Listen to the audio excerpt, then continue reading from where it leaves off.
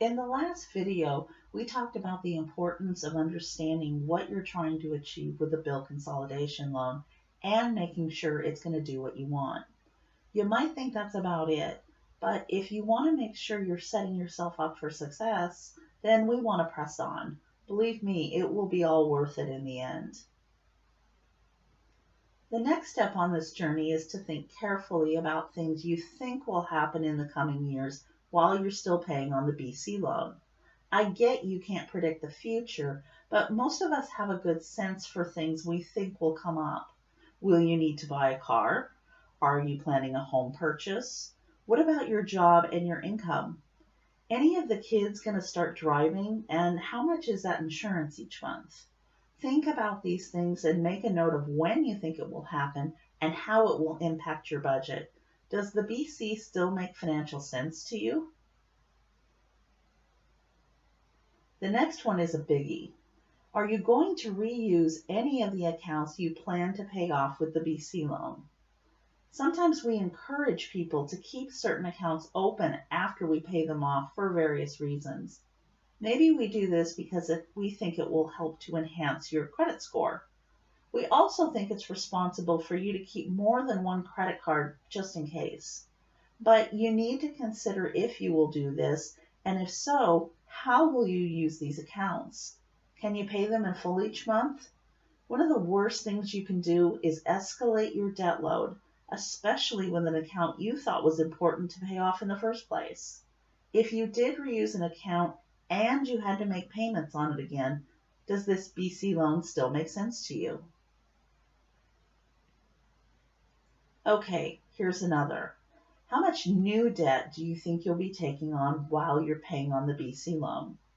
If your goal was to wrap up old debt to get you closer to realizing a goal like buying a house, any chance you'll do this while you're still paying on your BC loan? Now, do you think you want to put up your house or car as collateral on the BC loan? If you're looking for a rock bottom rate, this can be a great strategy. Depending on how much debt you have, you could save hundreds or thousands in finance charges alone. And if you use your house, the interest might even be tax deductible for you. You should ask your tax preparer if this is an option. And if cash flow is important, you can probably extend the repayment term out far longer than you would a personal loan, so your payment could be much lower. There's a lot of wins putting up collateral, but there are some pitfalls you should consider before you trek down this road. First, what's the chance you will sell your house or car that you just put up for collateral during the term of this loan? If that is a possibility, would you still have enough value in the property to pay off the BC loan and give you the cash you need to buy your next house or get that new car? So how do you figure this out? Well, you need to know that when we make a loan on a car, we use the high retail value from NADA to determine the value. This value is a guideline, and it usually is on the higher end of what you could actually sell or trade the car for, but it is a starting point. Your car is most likely going to go down in value over the years. If the car is worth $10,000 today as high retail, in 2 years it might be down to $7,000. Let's look at this example if you borrowed against your $10,000 car to get an $8,000 loan. We'll say your payment is about $180 a month at 4% over a 4-year term. Now, 2 years have gone by and you decide you need to buy a new car and trade in the one we're holding as collateral for your BC loan. You'll owe about $4,300 at the end of that second year, and your car now has a retail value of $7,000. So if you think this retail value is reasonable considering mileage and condition, you're probably going to be okay because the trade value should be more than cover what is left on the BC loan and probably a little to spare for a down payment on that next car you're going to purchase.